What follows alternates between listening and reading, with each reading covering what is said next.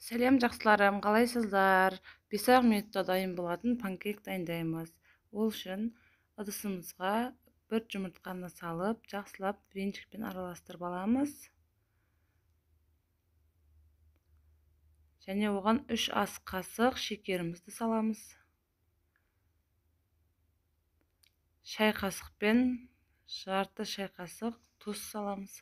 Жақсылап араластырамыз. Жарты пиалай, шай ішетін пиалаймен жарты пиалай сұйық май, 3 ас қасық сұйық май құямыз. Оны да жақсылап араластырамыз. Таңертең балапандарыңызға пісіріп берсеңіздер, обедке дейін тоқ жүреді. Енді сорпа кесемен 1 кесе сүтімізді құямыз. Жақсылап араластырамыз. Менің каналыма тіркеліп, лайк басып, комментарий қалдырыңыз. Қазақша каналдың дамуына үлес қосыңыз. Енді оған 6 ас қасық ұнымызды саламыз. Егер сұйықтау болса, тағы да қоссаңыздар болады. Қатты сұйық емес, қатты қою емес. Осындай қаймақ сияқты масса болу керек.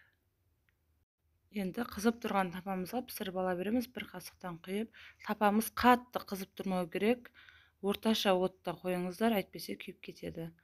Міне, біздің панкейктеріміз дайын. Менде осындай панкейктен 30 штук шықты. Осылай минутқа батырып жесеңіздер, өте тойымды. Ас болсын, міндетті түрде жасап көріңіздер. Ұнаса лайк басып, комментарий қалдырып, каналыма міндетті түрде тіркеліп кетіңіздер. Және осы рецептпен достарыңызбен бөліссеңіздер болады. Алдын ала рахмет.